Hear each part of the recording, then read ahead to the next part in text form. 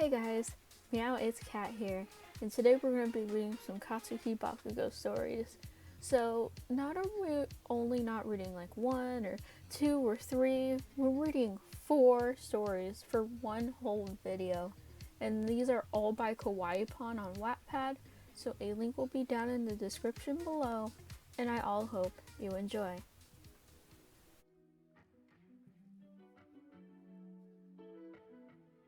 Since the beginning, he had felt the crushing urge to protect you, although he wasn't quite sure why.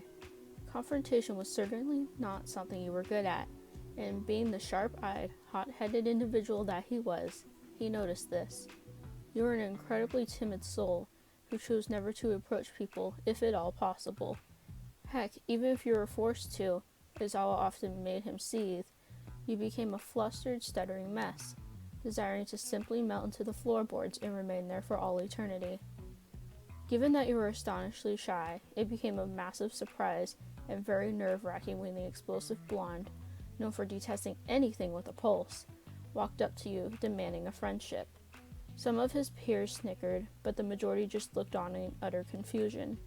He turned towards the ones who were laughing, yelling at them for detonating your anxiety. A prominent blush invaded your features as you gazed at the back of his head. You memorized the way his head bobbed in anger as he shouted, and how his hair became significantly lighter as the sunlight broke through the window panes. You figured that his eyes would sparkle in much of the same fashion, and despite not being able to see him, your mind wandered. He growled, "What the hell do you know?" You lowered your head in embarrassment. This shouldn't have been happening. You weren't quite sure why he was going to such lengths to defend you, and it wasn't as if you hated it, but it was tremendously humiliating. Silently, you tugged on the sleeve of his shirt so lightly that he almost didn't feel it. He craned his neck, immediately seeing your burning cheeks. His eyes widened a fraction, and he murmured something incoherent. All of a sudden, he yanked your arm, pulling you up from your seat. He avoided holding your hand, but was close, just in case you decided to grow a pair and do it yourself. He was far too proud to express anything other than fury. He tightened his grip on your arm, tugging you down the corridor. You didn't dare speak a word. What was transpiring was completely unexpected, and you were uncertain whether he was just planning to take you to a secluded place and dispose of your body discreetly, or just have a stern talk with you. When he stopped moving, it was abrupt and made you slam into his back. You detached yourself, panicking and trying to form some words. He looked at you, raised an eyebrow, and laughed. You froze, blood running cold. Did you accidentally say something wrong? What was happening? Were you going to be killed? His laugh was nearly angelic, but you would never tell him that. He would definitely murder you. What, you mumbled. Eyes trailed down to the floor. A soothing sensation was felt atop of your head. You glanced upwards, cheeks erupting even more upon realizing that what you were feeling was Bakugo ruffling your hair. He didn't say anything, but his laugh ceased, and he just stayed with you, raking his fingers through your hair. His crimson eyes were unusually soft. He sighed, but it wasn't out of frustration. He removed his hand, shoving it in his pocket and turning away. "Stop being so shy." You watched him walk off, the feeling of his touch still lingering. A small smile played at your lips. If only his words were so easy to obey. You heard the bell signaling the end of break. You ambled back to the classroom, timidly opening the door, keeping your head down all the time. Nobody questioned you, and after some time, Bakugo waltzed into the room, throwing a glance at you before the lesson actually started. It was supposed to be an English class. However, the staff decided that, in light of recent events, there would be more hero training. So everybody made their way to the gym to receive instructions from Midnight and All Might. You were to be facing against each other for this particular lesson, with the teachers picking your partners and locations within the facility. Your partner happened to be Todoroki, and while you didn't exactly want to cause him any harm, the two of you had used your quirks on one another. You gave him an awkward, apologetic look before utterly destroying him. Your quirk completely overpowered his, and you moved with such agility that he couldn't keep up. Hearing the commotion, your classmates, Bakugo included, turned their heads. They saw you defeating Todoroki with ease. Bakugo's mouth hung open like a fish out of water. He couldn't believe what he was seeing. Was this really the same timid girl he had saved earlier?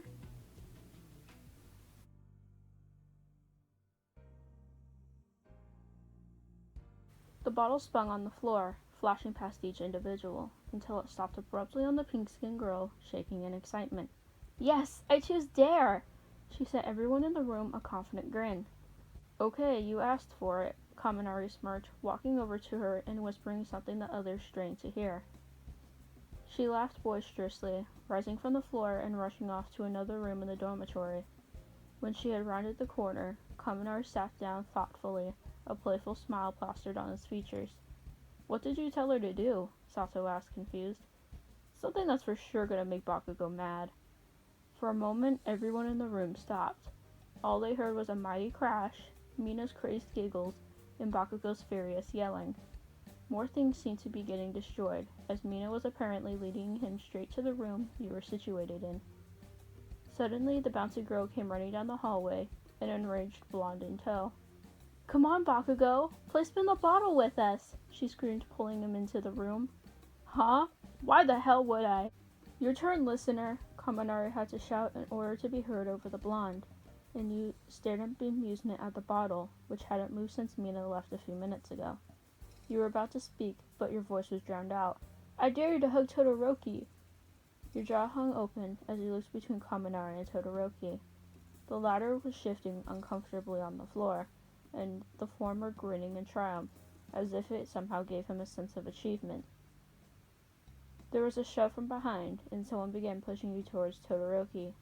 When you had almost fallen on him, you felt a tight grip of a very pissed blonde pulling you away from the heterochromatic boy, and into the tone chest of none other than Bakugo.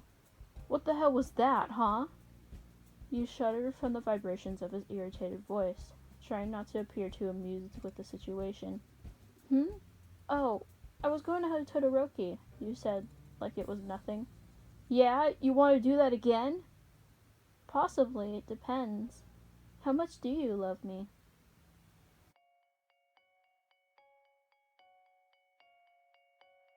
Waiting for your explosive boyfriend was taking its toll. You rolled around on the couch, bored to death, wanting him to come home so that you could smother him with love. Or just smother him. He should have hid in the cushions. As you groaned heavily, you noticed in your peripheral vision his hero costume. Glancing towards the door a few times, you decided he wouldn't be home for a while yet, right? Without pondering too deeply, you rushed to where it was located, having been thrown somewhere random the night before. You fiddled with the costume, slipping your body into it. After fixing the mask on your face, you stared hopelessly at the things that were supposed to go on your arms. "What are these, infinity gauntlets?"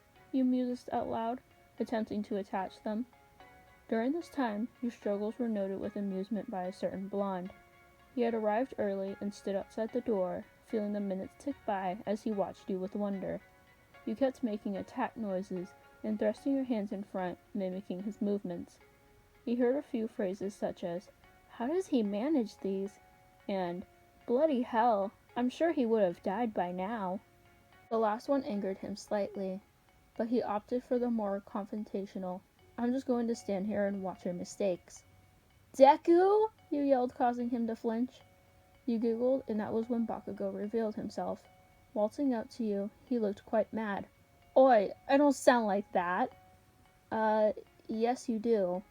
Removing one of his gauntlets from around your arm, he locked it onto his own, raising his hand in front of him.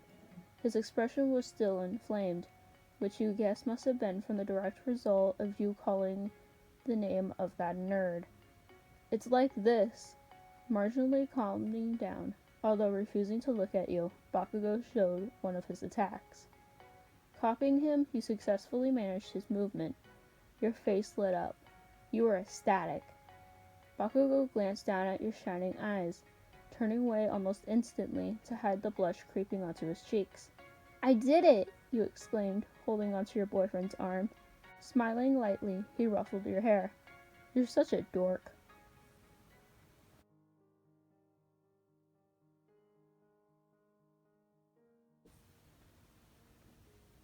Katsuki, honey, that's really dangerous, he grunted. Shut up and enjoy it. You giggled. You know, ever since we got married, you've become a lot softer. He buried his head in your shoulder blade, murmuring what you guessed was another "shut up" or something similar. His arms were fastened securely around your waist. Although you could feel his grip tightening, you supposed that since he had been through a lot of frightening things during his lifetime, even if he wouldn't admit that they scared him, he just didn't ever want anything bad to happen to you. It was true that since your marriage, he had grown more affectionate and seemed to desire cuddles, kisses, and comforting words more often. You acknowledged that he was a handful, and that thought made you laugh. You loved him dearly, and his somewhat new personality could never perturb you. He was good as gold around you. He helped with the dishes and with cooking, something you were trying to do at the moment, as well as cleaning the house and making sure your workload wasn't too overwhelming. He was all you could have asked for, but amplified. During your childhood days, you always admired him alongside Midoriya, but he appeared more content around you. Perhaps it was because you actually manifested your quirk at an early age, or maybe due to his superiority complex, which was especially evident towards other males. Can you get the plates, please? You asked, concentrating on not burning your food. The only response you received was the shuffling of feet, and shortly thereafter, two pristine plates calmly set down on the worktop beside you. Thanking him, you turned your attention to the now completed breakfast, and began the necessary chore of cleaning up. Your unusually sluggish husband resumed his position behind you. You hummed a soft tune, not minding the additional weight placed on your back. He was leaning forward slightly, taking in the delicious smell of your cooking. He tended not to admit it, as it seemed rather embarrassing, but he absolutely loved your cooking. To him, it was so much better than the crappy food they serve at restaurants, and he would much rather stay at home helping you make tea. He released a heavy breath, which made you stop humming. You craned your neck back to gauge at his expression. You were a little worried, because he generally didn't act like that. He rarely showed any emotions other than love for you and unadulterated anger for everything else. However, when you noticed that he was simply hungry, his stomach started rumbling, and he got very defensive. You chuckled, pointing to his plate. He snatched it up almost rudely, but you knew he was just desperate to taste your cooking again. Your Katsuki was a good man.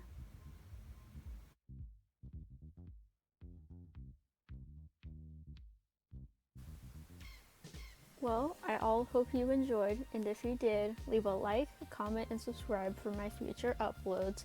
And if you have any character you would like me to read about, leave it down below in the comments, and I will definitely look into it. And until next time, I will see you all later.